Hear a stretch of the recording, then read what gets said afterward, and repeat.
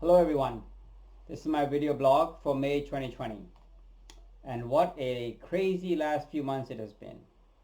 I know we're all probably stuck in lockdown trying to make the best of it, but it's actually a good time to reflect on some things that have happened, what's going on in the industry, and try to weed through some of the media and the hype that's going around. And there is a lot of hype. It kind of reminds me of a story that I heard recently.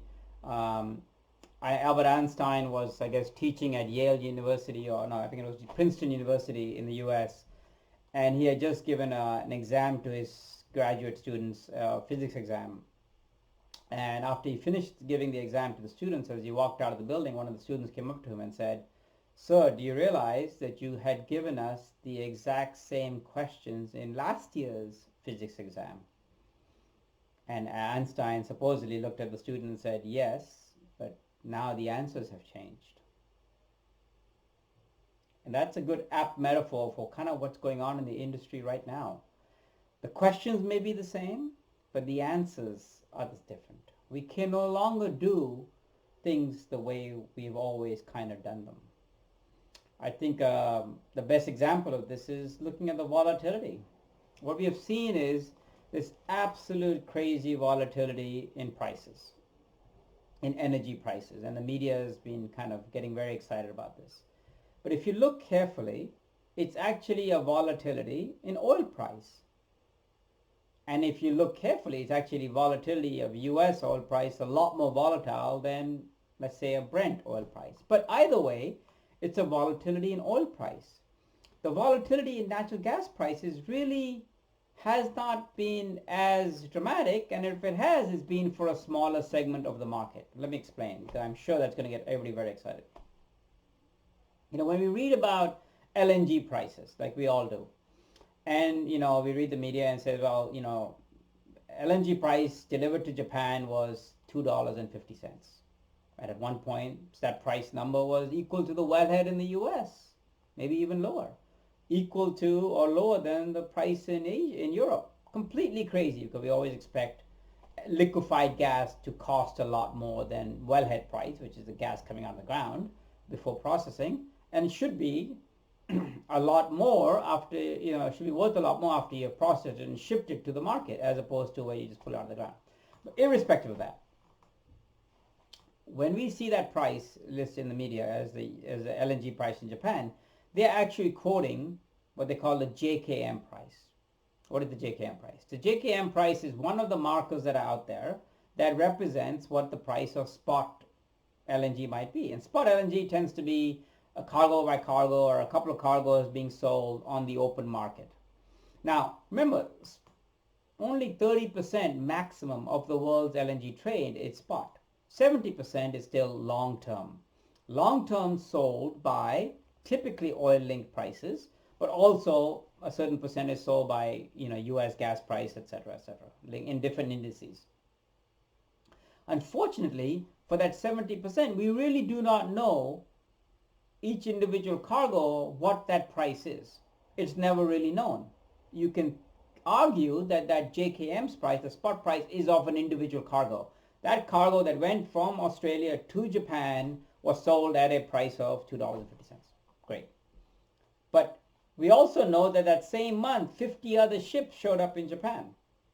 And we can only guess what those contracts are. Remember, Japan's buying from a dozen or more countries, and each of those countries may have one or two or three, maybe even more, live contracts. These contracts are 10 years, 15 years, 5 years, 10 years, all different contracts. So that a particular ship, it's really hard to even know what contract that's coming under. And then most of those contracts are confidential, so you don't even know what price that ship was being sold at. Only the buyer and the seller knows. So all the media is doing, and the consultants are doing, is saying, well, we think an average price of Japan is coming into Japan is 12% of Brent oil. Okay. That may be true for one particular cargo at one particular contract from one particular place. It's definitely not true for all the other cargoes that are coming to Japan under long-term contracts. And remember, 70% of Japan or Korea or Taiwan or India or China, maybe China is a bit less, but a large percentage of these countries are buying LNG at long-term contracts that are not disclosed. So the price you read about is a JKM price, which is a spot price, or a highly assumed oil-linked price. And they just say, oh, it's 12% of Brent. Brent is $30, so it must be $3. I don't know if that's the case. It probably not. It is definitely not the case for all the contracts. So we have to be very, very careful in making broad-based assumptions that, oh, this implies that LNG is no longer flexible into this market or no longer competitive into this market. Complete garbage. We do not have the information to really know what is the price that Japan, etc., is paying, or Korea, etc., of each cargo coming in. Now we have sometimes a customs price, that's a delayed price, an average price, but no one knows. And that's part of our industry's problem. We refuse to be transparent.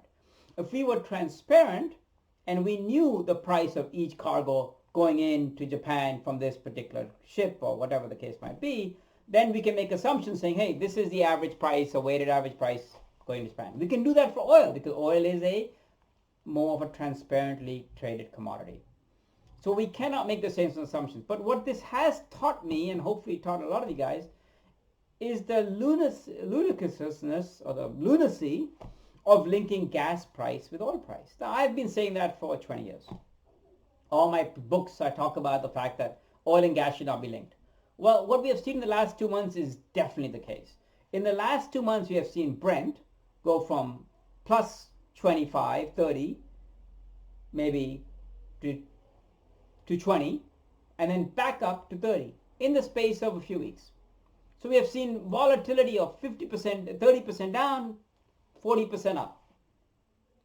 That is absolutely crazy. And we know what's happening. We're not driving our cars. Supply-demand equations are all messed up for oil. We're not driving cars. We're not taking up airplanes. It's obvious. But what we are doing is still using electricity. We are still warming our houses. We are still, putting on our computers. Remember, most of gas is still going to the power sector in Asia especially, and many other countries as well. So gas demand is not being as crazy up and down as oil demand. But oil demand has, and all that has driven oil price. We do not know gas price because of the transparency I talked about. So we are left with making these assumptions. Well, gas is linked to oil, and if oil has gone up and down, gas should go. Well, that just tells you why we shouldn't link these things. This is a great opportunity for buyers and sellers to say, why are we linking gas price and oil price? We need to break that link. The link has no value anymore, especially now. Now you can argue, oh my God, oil price is cheap, so I'm getting LNG cheap. This is great. Well, yes, but do you want cheap or do you want less volatile? I would argue if you're a utility, volatility is what kills you. And if you link oil price and natural gas price, we have seen again and again and again, it is incredibly volatile. So I would say this is a great opportunity for us to actually break that link as much as we possibly can. So that's kind of the main message here. I think that we have to say that what we have seen is the importance of flexibility. Because of flexibility, the customers that could move some of the cargoes around. And this is an opportunity for all customers to say, we should not be signing long-term deals without flexibility. Every country seems to be recovering from this virus, entering in a different phase and coming out of it at different times. Flexibility is incredibly important. And it's beyond the understanding for me why customers are still signing contracts without the flexibility. You should demand that all the time. Another thing that's interesting is that there's been a lot of talk about canceling cargoes. And if you notice, they talk about canceling U.S. cargoes. The first thing might be say, oh, that's because U.S. is uncompetitive and that's why we cancel them. We're canceling them if they do get canceled, and it's still not clear how many will get canceled and how that cancels. But they're being canceled because they can be canceled. let me explain. When a Japanese buyer buys from Australia or from Qatar, he buys a price that is a delivered price, or an FOB, which is the price at the price. But it's a all-in price. It includes the upstream, the production of the gas. It includes the transportation of the gas from the field to the plant. It includes the liquefaction, and sometimes it includes the shipping. And these are all very tight, rigid contracts. So if the customer says, oh, I really don't need the gas, he could potentially be on the hook for all those costs. And that cost could be, depending on the contract, $2, $3, $4, $5, $6, $8, whatever the case might be. But when you buy from the US and you buy from a US tolling plant, you're typically buying every part of that service separately. So you might be buying the upstream, you might be buying the pipeline, you might be buying the liquefaction, you might be buying the shipping. Liquefaction, typically, because the plant has to pay back its cost, is pretty much fixed. That's your fixed cost. And that's like $3 potentially, maximum $2.50, $3. That's the range the US prices are at. But the price of the gas, which is another $2, and the price of the pipeline, which could be 10 cents, 20 cents, $1, whatever the case might be, and the shipping, which could be $1 or so, that all you can actually cancel. If you decide as a Japanese buyer you don't want that American cargo, you can say, I don't really want that cargo. You might be paying for that liquefaction $2, $3, but you can probably, you definitely can turn around and resell that feed gas back in the market, because the American market is very liquid. You just say, I don't want the gas, and someone will resell it for you. Pipeline, depending on your contract, you may have some flexibility as well. And shipping, it's all over the place. We have seen shipping charter rates going incredibly volatile. And if you had signed a ship maybe at a $60,000 a day rate for taking 10 cargoes from the US to Japan, and now you decide to cancel, well, shipping charter rates actually went up recently. Now they're back down again, but they went up to 100,000 a day because people were storing LNG on ships. So you could have potentially made money by not using that ship for your own journey. So it's not clear whether you would have lost money or not money, but if you had bought from Australia or Qatar, you would be on the hook for the entire amount. So the fact that people are talking about the ability to cancel cargoes tells me the strength of the American LNG model, the tolling model, the unbundled model, the breakdown of cost model, as opposed to the typical model, which is you buy the whole thing and you're stuck with the whole thing, and you cannot cancel. And that's why what the customers are left to do is to declare force majeure. And when you declare force majeure, you're basically saying, I can't take this cargo. Well, unfortunately, what that actually means is it gets harder for the buyers to even, the sellers to even accept that, and then you get a very confrontational relationship. So I look at the fact that people are discussing canceling cargoes as a potentially a good thing. And the last topic let's talk about is projects, because we have seen that last year was a record year in projects. We saw more projects get off the ground and sanctioned last year. And that may prompt a lot of people to say there'll be another big year this year, and that's going to result in a big overhang of supply in 2023, 2024. Well, this year, in my prediction, is going to be just the opposite. There'll be very, very, if any, projects sanctioned. Because, buyers are hesitant to sign long-term deals, especially large volume deals, when this uncertain time. Now, I think smart buyers should actually take advantage of this time and sign really interesting deals, because everybody wants to make a deal right now. But most people won't do that, and most people just sit on the sidelines, kind of wait till things settle down. What that means is the projects that were trying to move their 10 million tons, 12 million tons, 14 million tons, 20 million tons, 25 million tons, those projects are never going to get off the ground. There is no way, in my view.